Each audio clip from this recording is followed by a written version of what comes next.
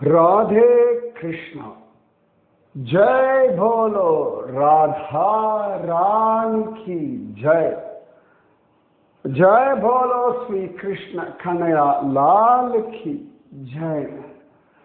जय बोलो वृंदावन धाम की जय। जय बोलो यमुना मैया की जय। जय बोलो गोवर्धन गिरिराज की जय। जय बोलो निधि वन की जय. அழகா ராதா ரமணனுடைய ஜோரான அனுபவங்கள் விஷயங்கள் எல்லாம் பார்த்தோம். இன்னைக்கு நாம பார்க்க போறது நிதி வனம். நிதியுடைய வனம் நிதி வனம். நிதினா நம்ம எல்லாருக்குமே தெரியுமா? நிறைய விதமான நிதிகள் உண்டு. சங்க நிதி, பதும நிதி, நிறைய உண்டு. வைத்த மா நிதி, நம்ம திருக்கோளூர் பெருமாளுடைய பெயர் வைத்த மா நிதி. அந்த மாதிரி அழகான ஒரு நிதி பிருந்தாவனத்துல ஒளிஞ்சின்றிருக்கக்கூடிய ஒரு நிதி இந்த நிதி வனம். பிருந்தாவனத்துக்குள்ளேயே ஒரு 12 உபவனங்கள் உண்டு அப்படின்னு நம்ம அன்னைக்கு பார்த்தோம். அந்த சேவா குஞ்ச் பல இடங்கள் சொன்னேன் இல்லையா? அதுல ஒன்றுதான் இந்த நிதி வனம்.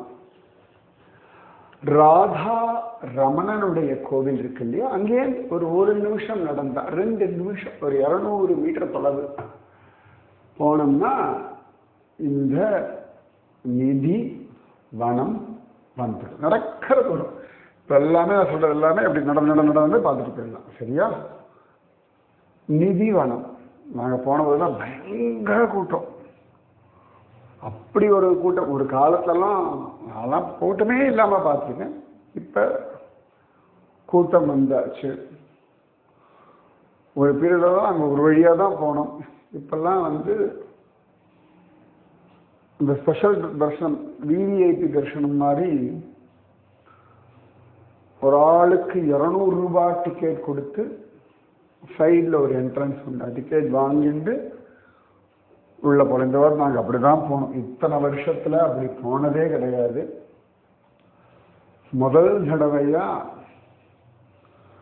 அப்படி போனேன். நான் பிரமிப்பா இருந்தது. ஒரு காலத்துல சாதாரணமா போயிட்டு இருந்த நிதிவனம் இப்ப கூட்டம். அது நாங்கள் போகும்போது டிசம்பர் 25 31 அந்த சமயத்துல போனோமா, கனக்கூட்டம்.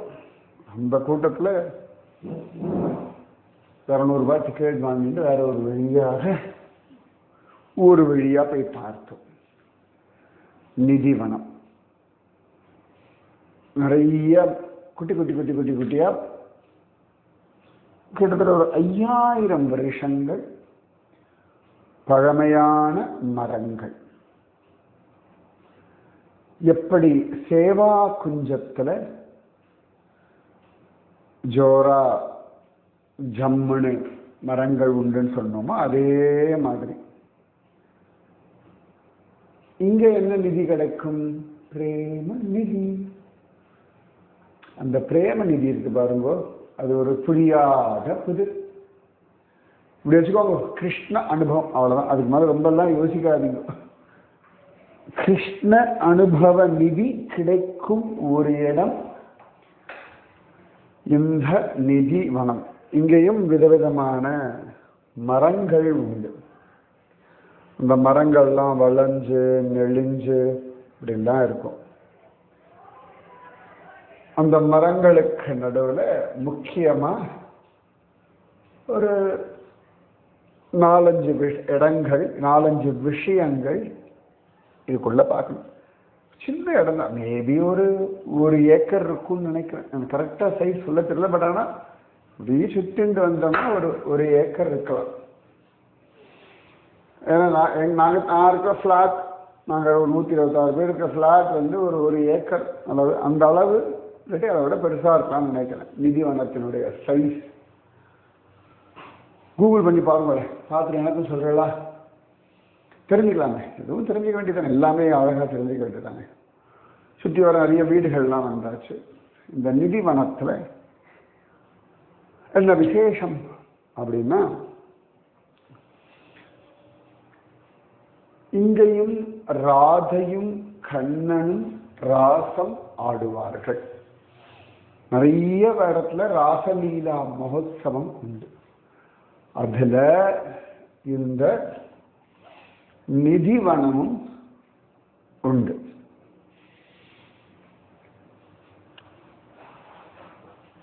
கண்ணனும் ராதையும் ராசம் ஆடக்கூடிய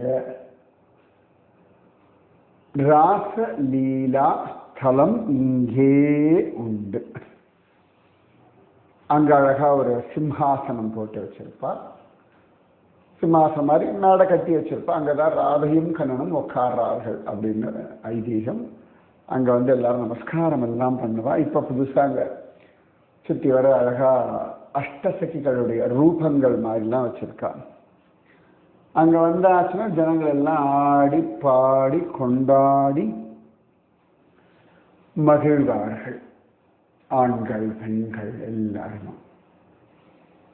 இது ஒரு இடம் அங்க இருக்கு. அதுக்கப்புறமா அங்க உள்ளுக்குள்ளேயே ராதையும் கிருஷ்ணனும் தங்கக்கூடிய ரங்கமகல்னு சொல்லுவா, பெட்ரூம். அங்க அழகா ஒரு கட்டல் உண்டு. குத்து விளக்கெரிய கோட்டுக்கால் கட்டில் மேல் மெத்தென்ற பஞ்ச சயனத்தில் மேலேறி கொத்தலர் பூங்குழல் நப்பின்னை கொங்கை மேல் வைத்து கிடந்த மலர் மார்பா. ஆண்டாள் சொல்றா இல்லையா, இந்த அனுபவம் நித்தியம் ராதையும் கண்ணனும் அனுபவிக்கக்கூடிய ஒரு ஸ்தலம் இந்த நிதிவனம். இன்னைக்கு அழகான பெட்டு, அது மேல அழகா துணிகள்லாம் வச்சிருப்பார். ராத்திரி ஆச்சுன்னா அங்க பகவானுக்காக பீடா பான் வைப்பா, அப்புறமா அழகா ஸ்வீட்ஸ் எல்லாம் வைப்பா, நல்ல சுகந்தமான தைலங்கள்லாம் சென்ட் எல்லாம் தடவி இருப்பா. நம்ம சமர்ப்பணம் பண்றதுன்னா அழகா அங்க வளையல் இந்த மாதிரிலாம் உண்டு. அதை வாங்கி அப்படியே அங்கே சமர்ப்பணம் பண்ணலாம், அழகா பிரார்த்தனை பண்ணிக்கலாம். ரொம்ப அழகான ஒரு பள்ளி அறை, சரியா சொல்லணும்னா பள்ளி அறை. நான் எப்பொழுதுமே அங்கே போனால் சிஷ்யாளுக்கு சில பேருக்குலாம் சொல்லுவேன், யங்ஸ்டர்ஸாக இருந்தால், யங்ஸ்டர்ஸ் இந்த மிடில் ஏஜாக இருந்தால் என்ன சொல்லுவேன், கணவன் மனைக்குள்ள நல்ல தாம்பத்தியம் இருக்கணும், அதுக்கு பிரார்த்தனை பண்ணிக்கோங்க அப்படின்னு சொல்லுவேன். ஏன்னா தாம்பத்தியம்ன்றது ஒரு அழகான அனுபவம், அது ஒரு வரம், அது தெய்வீகம். அப்ப அந்த தாம்பத்தியம், ஆனா தெய்வீக தம்பதிகள் ராதையும் கண்ணனும். அப்ப அவர்களிடத்துல பிரார்த்தனை பண்ணிட்டா நிச்சயமாகவே நல்ல தாம்பத்தியம் இருக்கும் இல்லையா. சம்சாரிகளுடைய உயிர் நாடி எது அப்படின்னா தாம்பத்தியம். அந்த தாம்பத்தியத்துக்கு வயசெல்லாம் இல்லை, நீங்க தெம்பா இருக்கணும், அதான் முக்கியம். சிங்கம் புலி எல்லாத்துக்கும் தாம்பத்தியம் உண்டு. தாம்பத்தியம் இல்லாமல் தம்பதிகள், கல்யாணமான தம்பதிகளுக்குள்ள தாம்பத்தியம்ன்றது அவசியம். அப்படி ராதா கிருஷ்ண ஸ்ருங்கார ஸ்தலம் இருக்கு, அழகா ராசலீலா ஆடுற ஸ்தலம் இருக்கு. அதுக்கப்புறமா இங்க ஜோரா ஒரு ஜம்மனு ஒரு குளம் இருக்கு, அதுக்கு பேரு விஷாகா குண்டம்னு பேரு. எப்படி சேவா குஞ்சுல லலிதா குண்டு உண்டோ அது போல இங்க விசாகா கொண்டு நிதி விசாகா குண்டம் நிதிவனத்துல சேவா குஞ்சத்துல லலிதா குண்டம் ஆச்சா. அப்ப என்ன ராதையும் கிருஷ்ணனுடைய அழகான ரங்கு மஹால் அது. அதுக்கப்புறமா விசாகாவினுடைய குண்டம். அதுக்கப்புறமா அழகா ராசலீலா ஆடக்கூடிய ஸ்தலம். இதுக்கப்புறம் என்ன தெரியுமா இருக்கு, அந்த ராசலீலாம் எல்லாரும் இப்படி ஆடினோன்னு அங்க பக்கத்துல ஒரு கோவில் உண்டு. அந்த கோவில் அழகா புல்லாங்குழலை வச்சுண்டு கண்ணன் நிற்பான். ஆனா உத்து பார்த்தா கண்ணன் வெள்ளை வெளையேன்னு இருப்பான். கொஞ்சம் என்னமோ முக்காடெல்லாம் போட்டு இருக்கா மாதிரி இருக்கே அப்படின்னு பார்த்தா அது கண்ணன் இல்லை, ராதாராணி புல்லாங்குழல் வாசிச்சிருப்பா. அவளுடைய ரெண்டு பக்கமும் லலிதா விசாகா நின்றிருப்பாள். இந்த ராதாராணி பெயர் வம்சி சோரி ராதா ராணி. வம்சின்னா புல்லாங்குழல், உங்களுக்கே தெரியும், நிறைய தடவை சொல்லியிருக்கேன். அந்த வம்சியிலிருந்து வந்தவர் தான் ஹித ஹரி வம்ஷ் மகாபிரபு. சேவா குஞ்சத்தினுடைய ஆச்சாரியம் சொன்ன இல்லையா, ஹித ஹரிவம்ச மகாபிரபு. இங்க வம்சி சோரி ராதா ராணி. சோரினா திருடுறதுன்னு அர்த்தம். வம்சி புல்லாங்குழல் திருடின்னு, ராதா ராணி அப்படின்னு அவளுக்கு பெயர். இது என்ன கதை வம்சி சோரி? ஒரு சந்தர்ப்பத்துல இந்த ராதா ராணிக்கு ஒரு யோசிச்சுட்டே இருக்கலாம். இந்த கிருஷ்ணன் நிறைய அனுபவிக்க அவளுக்கு பிடிக்கும், விதவிதமா அனுபவிப்பாள் ராதாராணி. நிறைய பேருக்கு ராதாராணினா உடனே அவள் கிருஷ்ணனோட அந்த சிங்கார ரசம் மட்டும்தான் அனுபவிச்சாள் அப்படின்னு அபிப்பிராயம். அவள் கிருஷ்ணனோட பேசுவா, கிருஷ்ணனோட விளையாடுவா, கிருஷ்ணனோட பாடுவா, கிருஷ்ணனோட ஆடுவா. இவள் பாட கிருஷ்ணன் ஆட, கிருஷ்ணன் பாட இவள் ஆட, இவள் கேள்வி கேட்க, கிருஷ்ணன் பதில் சொல்ல, கிருஷ்ணன் கேள்வி கேட்க, இவள் பதில் சொல்ல. அதுக்கப்புறம் இவள் ஒரு பாட்டு பாட, கிருஷ்ணன் ராகம் கண்டுபிடிக்க, கிருஷ்ணன் பாட்டு பாட ஒரு ராகம் கண்டுபிடிக்க. அதுக்கப்புறமா இவள் பூ தொடுக்க, கிருஷ்ணன் பூ தொடுக்க. நிறைய விஷயங்கள் பக்தர்களை பற்றி நிறைய விஷயங்கள் ரெண்டு பேரும் அழகா பேசுவார்கள், ராதையும் கண்ணன். நிறைய பேருக்கு அது புரிய மாட்டேங்கிறது. அதாவது பக்தியில நிறைய உண்டு. கிருஷ்ணனை பத்தி பேசுறது, கிருஷ்ணனை பத்தி கேட்கறது, கிருஷ்ணனோட பேசுறது நிறைய இருக்கு. சவணம் கீர்த்தனம் விஷ்ணோஹோ ஸ்மரணம் பாதசேவனம் அர்ச்சனம் வந்தனம் தாஸ்யம் சக்கியம் ஆத்ம நிவேதனம் நிறைய உண்டு கிருஷ்ண பக்தியில.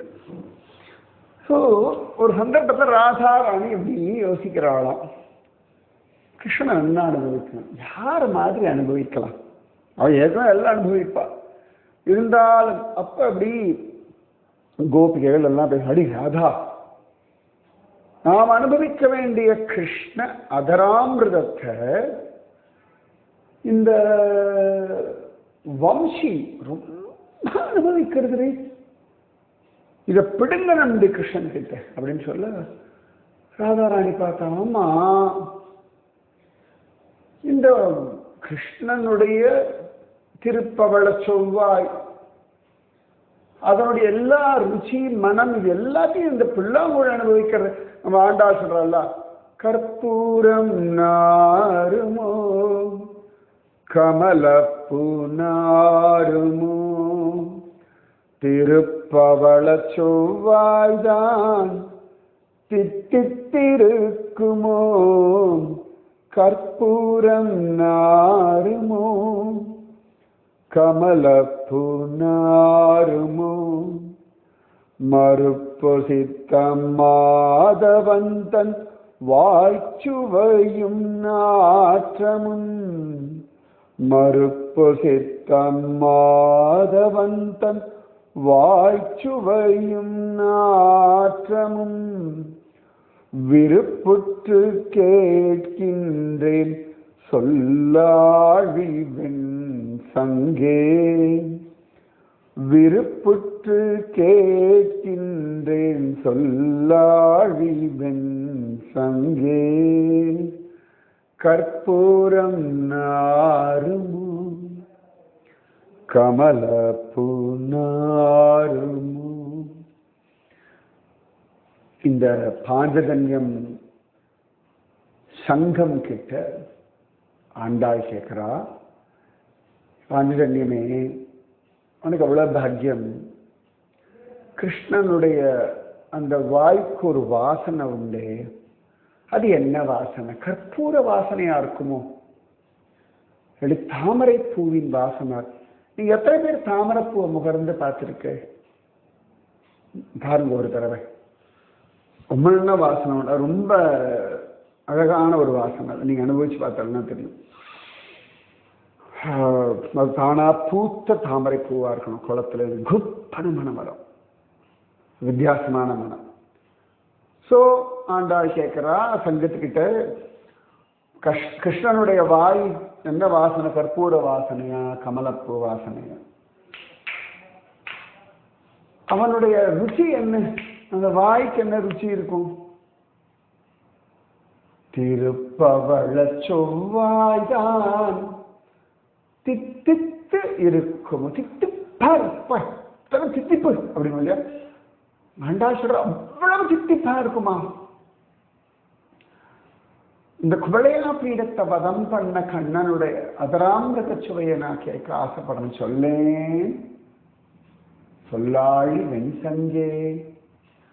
நீதானே பகவானோட வாயோடு சம்பந்தப்பட்ட பாக்யவான், சொல்லு சொல்லு அப்படின்றார். இந்த மாதிரி இந்த ராதா ராணி கிட்ட கோபிகைகள் சொன்ன, ராதா ராணி பார்த்தாலாம்.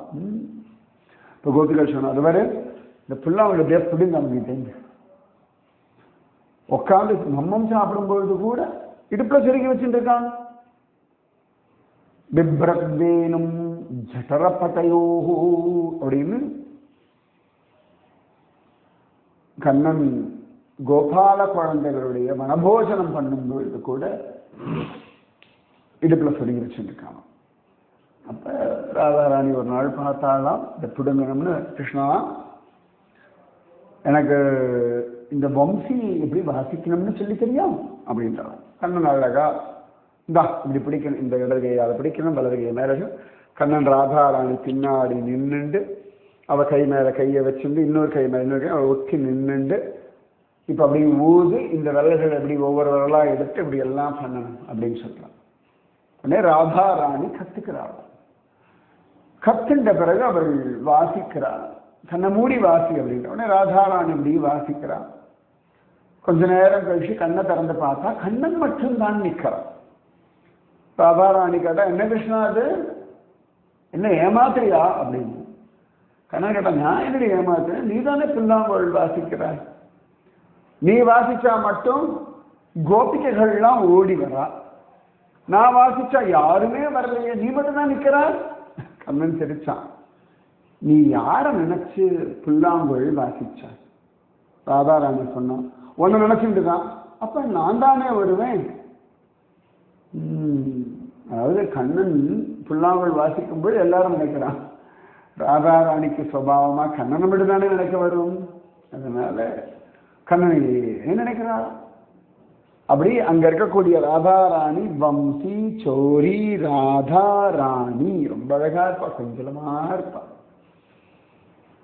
சோ நிதிவனத்துல என்ன, ராதையும் கிருஷ்ணனுடைய சயனகிருகம், ராதையோடு கிருஷ்ணனோடு ராசம் ஆடக்கூடிய ராசஸ்தலி, அதுக்கு பக்கத்துல ராதா ராணியினுடைய வம்சி சோரி ராதாராணி. இது நடுவில் என்ன உண்டு?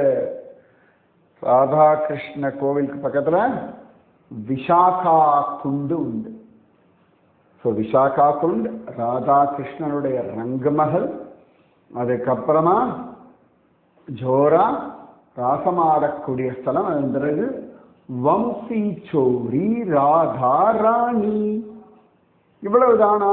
இல்லையே, இன்னும் முக்கியமான 2 இடங்கள் இருக்கு. என்னன்னு அடுத்தது சொல்றேன். ஓகே.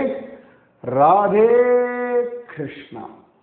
ராதே கிருஷ்ணா கிருஷ்ணா ராதே ராதே கிருஷ்ணா கிருஷ்ணா ராதே ராதே கிருஷ்ணா கிருஷ்ணா ராதே ராதே கிருஷ்ணா கிருஷ்ணா